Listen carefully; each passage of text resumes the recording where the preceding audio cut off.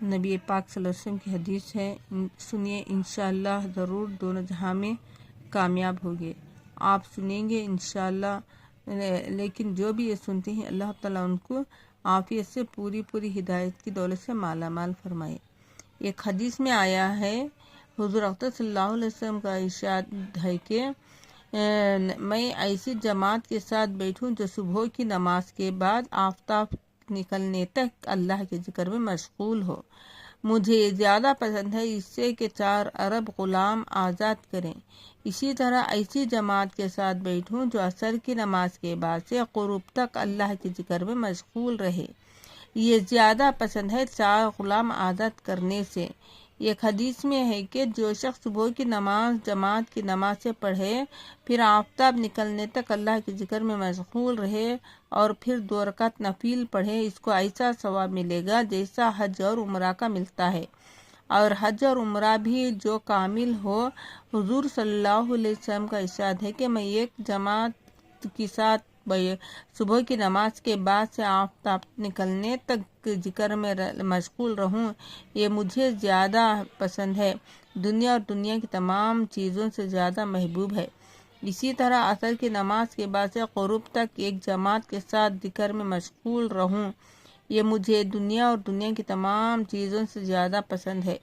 یہ وہی جو ہی صبح کی نماز کے بعد اور عصر کی نماز کے بعد اور ادا کا معمول ہے، اور حضرت صوفیہ یہی تو ان دونوں وقتوں کا خاص اہتمام ہے کہ صبح کی نماز اور کے بعد عموماً اشغال میں اہتمام فرماتے ہیں اور عصر کے بعد اس کا اہتمام کرتے ہیں، بالخصوص فجر کے بعد کا بھی اہتمام فرماتے ہیں۔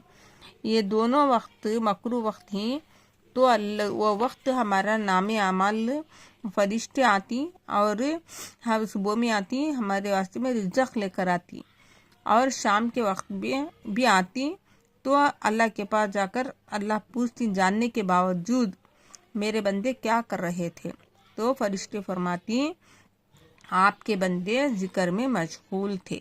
اسی لیے انشاءاللہ ہم فجر کی نماز کے بعد تھوڑی دیر بیٹھ کر نماز کے بعد اللہ کا ذکر کریں، قرآن شریف کی تلاوت جو بھی ہے کرے، اور 2 رکعت نماز پڑھے اشراق کی، تو 2 رکعت نماز پڑھنے پر 2 کر کے 4 رکعت پڑھنے پر حج اور عمرہ کا ثواب ملے گا انشاءاللہ۔ اللہ تعالی ہمارے چھوٹے چھوٹے بہانوں پر بہت بڑے بڑے اجر رکھے ہیں، ہمیں ہی اس میں کوتاہی کرتے ہیں، اس میں ہماری ہی بہت بربادی ہے اور بہت بڑا نقصان ہے، یہ ہمنا نہیں معلوم ہو رہا ہے، ہمنا دنیا کا فائدہ معلوم ہو رہا ہے۔ جب دنیا میں کچھ نقصان ہو جاتا ہے تو یہ ہمنا پریشانی ہوتی ہے، نقصان ہوگا، آج ہمنا یہ کمائی ہوئی نہیں، آج یہ فلانا نہیں ملا، تو ہمنا نقصان معلوم ہو رہا ہے۔ جو آخرت کا اتنا بڑا نقصان ہو رہا ہے، یہ کسی کو نہیں معلوم ہو رہا ہے کہ آخرت کے لیے ہمارے لیے کیا کارآمد ہے، کیا فائدہ ہے۔ اسی طرح ایک مرتبہ بصرہ کی گلیوں میں اللہ والے جا رہے تھے، تو ایک اللہ کا بندہ، یہ حسین و نوجوان خوبصورت ایک گھر ایک تعمیر کرا رہا تھا، ایک محل تعمیر کرا رہا تھا۔ وہ اللہ والے دوسرے ان کے ساتھ میں تھے، ان سے کہے کہ دیکھو یہ بندہ اتنا خوبصورت اور اتنا یہ ہے، کیسے وقت میں انہیں وقت کو ضائع کر رہا ہے۔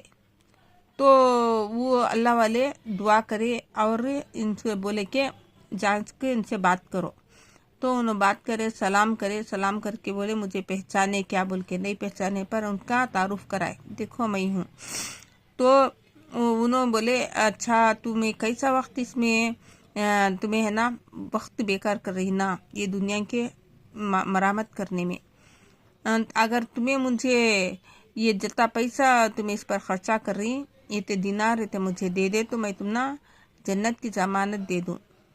تو وہ نوجوان کہنے لگے کل آنا، میں کل آپ کو جواب دوں گا۔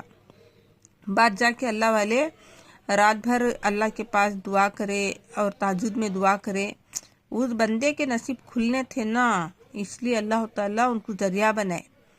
بعد جا کر اللہ سے دعا کرنے کے بعد صبح کو آئے وہ گلی میں آ لے کر، تو انہوں ہے نا انتظار میں کھڑے تھے، وہ نوجوان لڑکا اپنے در پہ انتظار میں کھڑے تھے۔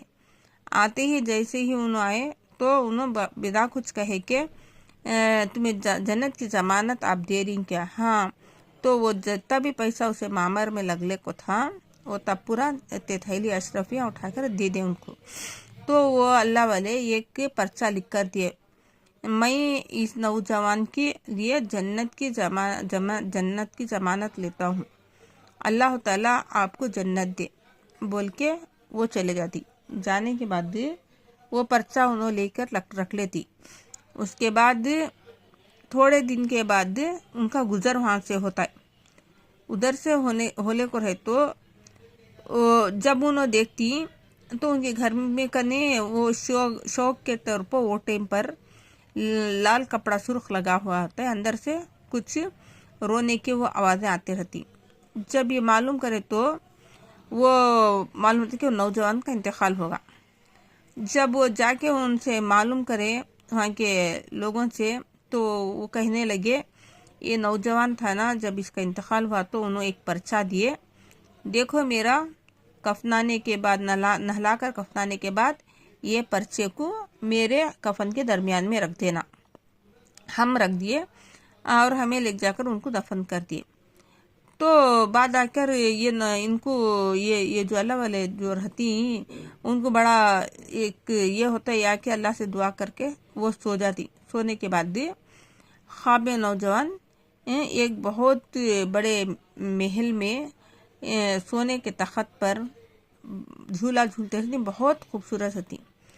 تو وہ بولتی آپ کے ساتھ کیا معاملہ ہوا؟ تو وہ بولتی جو آپ نے پرچہ دیا تھا اللہ تعالیٰ نے آپ کا وہ وعدہ پورا ہو گیا، میں جنت میں اللہ تعالیٰ مجھے محل دیے۔ تو وہ اٹھ کر صبح میں مسجد کو نماز کو گئے تو مسجد کے اس میں آ کے ایک پرچہ ملتا ہے، اس میں آ کے سرخی میں جو نورانی میں لکھا ہوا رہتا ہے جو آپ نے وعدہ کیا تھا اسے اللہ پورا کر دیا۔ تب وہ پرچہ لے لے کے جا کے پھر انہیں پوچھتی آپ یہی پرچہ ان کے کون کفنائے سے ان کو کون ہلائی پوچھتی، تو فلاں آدمی کو تو ان کو بلا کر پوچھتی یہ اس کا کون تمہیں آپ ہی کیا ان کو کفن آئے تھے؟ ہاں، تو وہ پرچہ بتاتی یہ پرچہ آپ کو کیسا ملا؟ یہ پرچہ میں نے تو ان کے کفن میں رکھا تھا۔ تو وہ بولتی ایسا مجھے آ کے ملا، تو اس میں دیکھے تو نور سے لکھا ہوا رہتا ہے جو وعدہ آپ نے کیا تھا اللہ تعالیٰ نے پورا کر دیا۔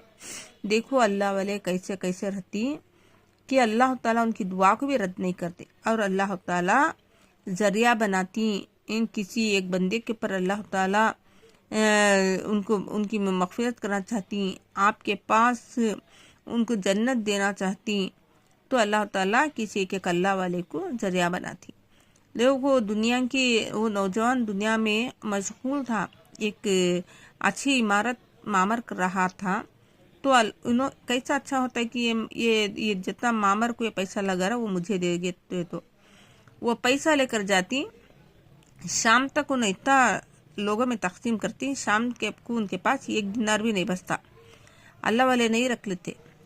اسی طرح ہمیں لوگوں اللہ پر یقین، اللہ پر محبت، آخرت کی تیاریاں کرنا، انشاءاللہ ہم اللہ کو بھول کر آخرت کی تیاریاں میں زندگی گزاری۔